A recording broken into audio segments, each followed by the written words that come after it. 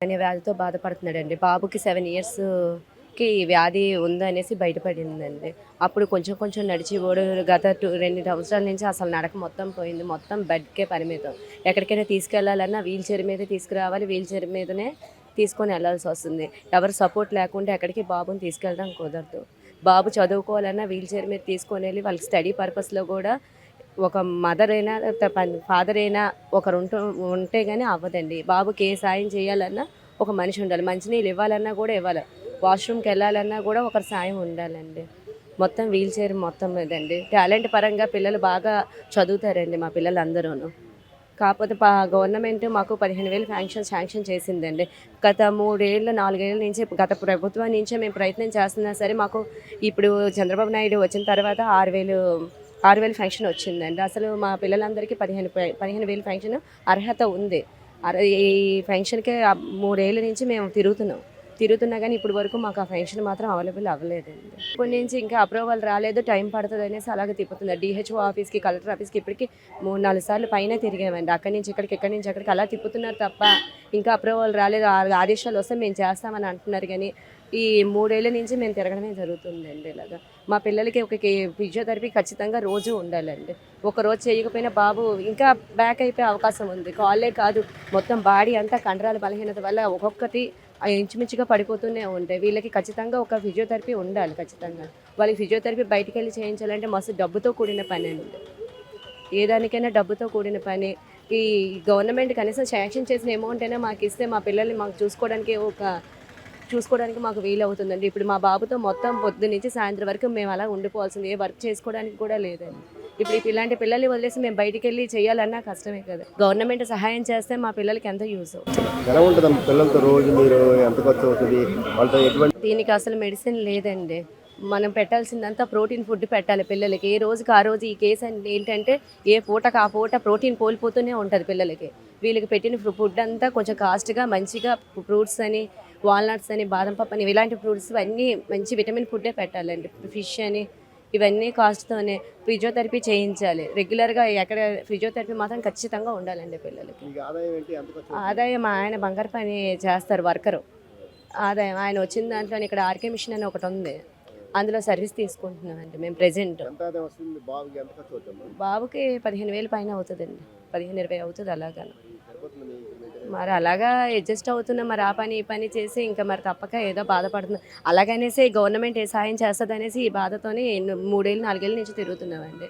మాకు అర్హత ఉంది ఆల్రెడీ. అయినా సరే మాకు అప్రూవల్ రాలేదనేసి ఇలాగ ఇబ్బంది పెడుతున్నారు. ఎన్నో సార్లు ఈ బాబుని ఎత్తుకొని ఇక్కడికి ఒక ఆటో కట్టించుకొని రావాలన్నా 200, 300 అవుతుందండి. వచ్చిన ప్రతిసారి అవుతుంది అమౌంట్ గూడాను. అయినా ఇంతమంది ఒకరు, ఇద్దరు కాదండి 30, 40 మంది ఉన్నారిక్కడ. ఒకరి బాధ అయితే కాదు. ఈ 30 మంది, 40 మంది బాధ కూడా పడుతున్నారు. అందరూ అలా ఆటోల నుంచి వచ్చి, తీసుకొనొచ్చి చాలా ఇబ్బంది పడి కూడా వస్తున్నారు. ఇక్కడికి రావాలన్నా కష్టంగా ఉందండి. మరి లోకల్‌లో మీరు ఎవరికి చెప్పారా? నాయకులకి ఎవరికైనా కార్పొరేటర్‌లకి? లేదండి. ఇక్కడ కలెక్టర్ ఆఫీస్‌కిను, ఇంకా DHO ఆఫీస్‌కి వెళ్తున్నామండి. మరి ఇంకా లోకల్ ఏం చెప్పలేదు. లోకల్ నేను ఇంకెవరికీ చెప్పలేదు. ఎందుకంటే ఇక్కడే డైరెక్ట్‌గా మీరు పెట్టుకుంటే అవుతదనేసి డైరెక్ట్‌గా ఇక్కడికే వస్తున్నామండి. మరి ఇంకెవరికీ చెప్పలేదు. ఎప్పటి నుంచి వస్తున్నారు మీరు? మీ పాప ఏంటి? మేము ఈ కలెక్టర్ ఆఫీస్‌కి లాస్ట్ 6 టైమ్స్ నుంచి వస్తున్నామండి. లాస్ట్ సెప్టెంబర్‌లో కూడా వచ్చాము. ఎందుకంటే మా పిల్లలు రేర్ డిసీజ్‌తో బాధపడుతున్నారండి. అది జన్యుపరమైన లోపంతో బాధపడుతున్నారు. దాన్ని కండరాల బలహీనత అని అంటారు. డ్యూషెన్ మస్కులర్ డిస్ట్రోఫీ అని. ఈ వ్యాధి వల్ల ఏంటంటే పిల్లలు 6వ సంవత్సరం నుంచి 60 సంవత్సరం వరకు వీళ్ళకి ఎప్పుడు వస్తదనేది చెప్పలేమండి. ఒక్కొక్క వ్యాధి తీవ్రతను బట్టి ఒక్కొక్క ఏజ్‌లో ఎఫెక్ట్ అవుతుంది. దీనివల్ల ఏంటంటే చిన్నప్పుడు 6 సంవత్సరాలు ఎఫెక్ట్ అయిన వాళ్ళు నడిచేవాళ్ళు నడక ఆగిపోద్దండి. నడక ఆగిపోయి వీల్ చైర్‌కి, తర్వాత బెడ్ రిడెన్‌కి, ఆ తర్వాత కంప్లీటు ఇంకా ఏమీ ఆపరేట్ చేయలేని పరిస్థితిలోకి వెళ్ళిపోయి కంప్లీట్‌గా తల్లిదండ్రుల మీద డిపెండ్ అయిపోయి వాళ్ళ చేస్తే గాని సేవలు ఒక రోజు కూడా గడవలేని పరిస్థితిలోకి వెళ్ళిపోతారు. దీనివల్ల ఏంటంటే వీళ్ళకి ఇది ఒక ప్రోగ్రెసివ్ డిసీజ్ అండి. అంటే రోజు రోజుకి వ్యాధి తీవ్రత పెరుగుతదే గానీ తగ్గే విధానం లేదండి. ఎస్పెషల్లీ దీనికి కూడా ప్రెజెంట్ మన ఇండియాలోనే కాదు, మన వరల్డ్‌లో కూడా ఎక్కడా కూడా డ్రగ్ అనేది లేదు. దీనికి నివారణ లేదు.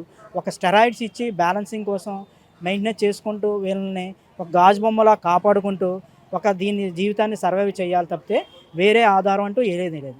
దీనికి వీళ్ళని ఈ విధంగా కాపాడుకోవడానికి వీళ్ళని ఇలా బతికించుకోవడానికి రోజు ఫిజియోథెరపీ, నెక్స్ట్ వాళ్ళకి ప్రోటీన్ ఫుడ్ ఇచ్చుకుంటూ వాళ్ళు సప్లిమెంటరీ ఫుడ్ ఇచ్చుకుంటూ వీళ్ళందరికీ ఇచ్చుకుంటూ చేసుకుంటూ వస్తే కానీ వీళ్ళ జీవన విధానం అనేది గడవదండి. దీని అంతటికీ చేయడానికి మేము దగ్గర దగ్గర నెలకి 20,000 పైనే ఖర్చు పెడితే కానీ అవ్వదండి. ఎందుకంటే వీళ్ళకి ఇంట్లో చేసేవాళ్ళు లేక పేరెంట్సే జాబ్ హోల్డర్స్ అయ్యి ఉండి కూడా ప్రైవేట్ జాబ్ చేసుకున్నా, చిన్న పని చేసుకున్నా, కూలి పని చేసుకున్నా అన్ని పనులు మానుకుని ఈ పిల్లల కోసం ఇంట్లో ఉంటూ ఈ పిల్లల్ని చూసుకుంటూ ఏదైతే గవర్నమెంట్ నుంచి ఏదో సాయం వస్తే దాంతో బతికి వెలబుచ్చుదామని ప్రయత్నం చేస్తున్నారు తప్పితే అలా వీళ్ళకి పట్టించుకునే నాదుడే లేదండి.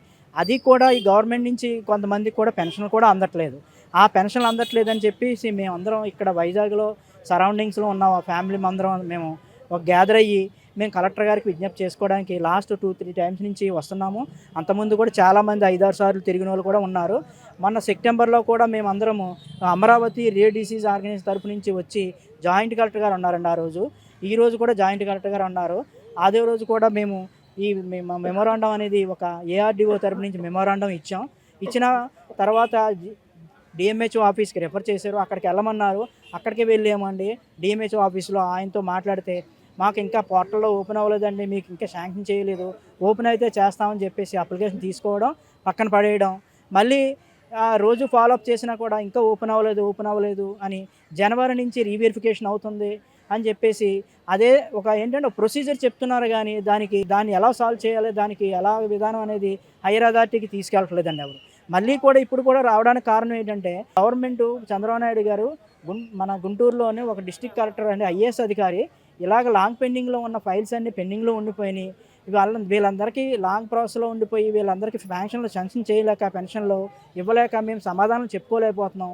ఇలాగ దీర్ఘకాలికంగా బాధపడుతున్న వాళ్ళని దీర్ఘకాలికంగా పెన్షన్ కోసం కలెక్టర్ ఆఫీసులు చుట్టూరు వాళ్ళందరికీ ఒక సొల్యూషన్ చూడండి అని గవర్నమెంట్ ఒక ఐఏఎస్ అధికారి చంద్రబాబు నాయుడు గారిని రిక్వెస్ట్ చేస్తే ఆయన ఇమీడియట్గా వాళ్ళకి అంటే కలెక్టర్ పరిధిలో ఇలా దీర్ఘకాలికంగా బాధపడుతున్న పేషెంట్లకి ఇలాగ బెడ్ రెడీ అయిపోయినా ఇలా పేషెంట్లకి కంప్లీట్ కండరాల బలహీనతతో బాధపడుతున్న వాళ్ళందరికీ ఎవరైతే పేషెంట్లు ఉన్నారో వాళ్ళందరికీ జెన్యూన్గా ఉన్న పేషెంట్లకి ఒక 200 వరకు పెన్షన్లు శాంక్షన్ చేసే అథారిటీ అనేది మొన్న హామీ ఇచ్చారండి ఆయన ఐఏఎస్ అధికారులతో మీట్ అయినప్పుడు చంద్రబాబు నాయుడు మన ముఖ్యమంత్రి గారు.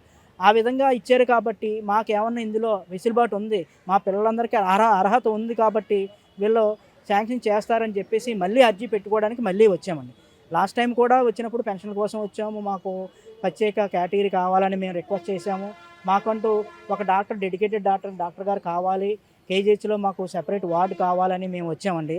ఏంటంటే ఈ బాధపడుతున్న వాళ్ళు ఎక్కడికి తీసుకెళ్ళాలి, ఏ డాక్టర్ గారికి చూపించుకోవాలి, న్యూరాలజిస్ట్ చూపించుకోవాలా, ఆర్థోపెడిక్ చూపించుకోవాలా అని అవేర్నెస్ లేక వీళ్ళకి తెలియక కొంతమంది ఇళ్లలోనే ఉండిపోతున్నారు. అందువల్ల అది ప్రాబ్లం ఏంటనేది కూడా కండరాల బలహీనత లేకపోతే ఇది పోలియో అని కూడా తెలియని అయోమయ పరిస్థితుల్లో జీవనం గడుపుతున్నారు. ఆ పరిస్థితుల్లో కొంతమంది అలా ఉండిపోయి ఇంట్లో వాళ్ళ కాలం వెళ్ళబుచ్చుతున్నారు తప్పితే, కాలం చెల్లుతుంది తప్పితే దానికి పరిష్కారం అనేది దొరకటం లేదండి.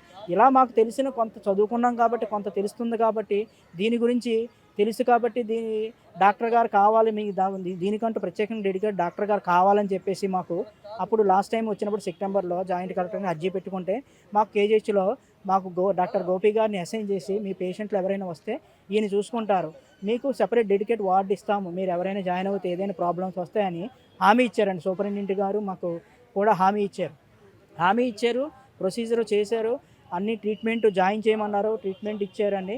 ట్రీట్మెంట్ ఇచ్చిన ఆ ప్రాబ్లం ఏంటనేది తెలుసుకోవాలంటే దానికి ఒక డిఎన్ఏ టెస్ట్ అంటే జెనెటికల్ టెస్ట్ చేయాలండి. ఆ టెస్ట్ చేస్తేనే అది ప్రాబ్లం ఏంటనేది బయటపడుతుంది. ఆ ప్రాబ్లం ఏంటో తెలియక అది పోలియో లేకపోతే ఇంకేదైనా వ్యాధి అనేది, కానీ ఆ జెనెటికల్ టెస్ట్కి మాకు అథారిటీ లేదు. కేజీహెచ్లో మీ సూపరింటెండెంట్ గారితో మాట్లాడుకోమని ఒక 10 days ట్రీట్మెంట్ చేయించి ఆ ట్రీట్మెంట్ చేసిన తర్వాత డిశ్చార్జ్ చేశారు. ఆ తర్వాత సూపరింటెండెంట్ గారిని కలిసాము, అది మీ డిఎంఈ ఆఫీస్కి ఫార్వర్డ్ చేసామండి, ఆ టెస్టులు చేయించడానికి కూడా వెసులుబాటు మేము కేజీహెచ్ నుంచి కల్పిస్తామని చెప్పేసి మీరు టచ్లో ఉండండి అని చెప్పేసి పంపించారండి. అయితే మాకు ఏంటి ప్రాబ్లం ఈ తెలుసుకోవాలంటే first of all genetical test అవ్వాలండి. జెనెటికల్ టెస్ట్ అవ్వాలంటే అది వేలతో కూడుకున్న ఖర్చు అండి. అది 20,000 నుంచి పైనే ఉంటుంది, కానీ దానికోసం మన ఏపీలో ఎక్కడా లేదండి. హైదరాబాద్ నిమ్స్లో చేస్తారు, CRD centre for diagnostic centre అని ఒకటి ఉంది సిఆర్డివి, అందులో కానీ లేకపోతే బెంగళూరులో కానీ లేకపోతే చెన్నైలో కానీ ప్రైవేట్ ఆర్గనైజేషన్లోనే చేయాలండి. అయితే కానీ మన ఏపీలో ఎక్కడా లేదు. దానికోసం జెనెటికల్ టెస్టుల కోసం పిల్లల చుట్టూ పెట్టుకుని తిరగాల్సి వస్తుంది. వీళ్ళని తీసుకుని మేము తిరగాలంటే మా వల్ల కావట్లేదు. వీళ్ళ కోసమే మేము జాబులు మానేసి ఇంట్లో కూర్చుని వీళ్ళ కోసం, వీళ్ళ పోషణ కోసం, వీళ్ళని కాపాడే కోసం మేము ఇన్ని ప్రయత్నాలు చేస్తున్నాం.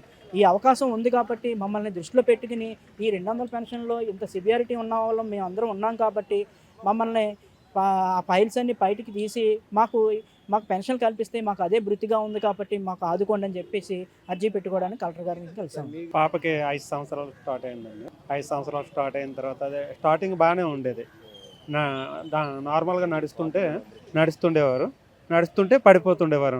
అలా పడిపోవడం జరగడం వల్ల ఏంటి ఇలా పడిపోతున్నారని డాక్టర్ని కన్సల్ట్ అవ్వడం జరిగింది. డాక్టర్ గారు ఇక్కడ వైజాగ్లో కన్సల్ట్ అయితే డాక్టర్ గారు అన్నారు, ప్రజెంట్ ఈ ప్రాబ్లంకి అయితే మెడిసిన్ లేదండి, ఇంకా మెడిసిన్ వచ్చే వరకు ఫిజియోథెరపీ ఇవన్నీ మీరు ఇంటి దగ్గర చేయించుకోవాలని చెప్పడం జరిగిందనమాట.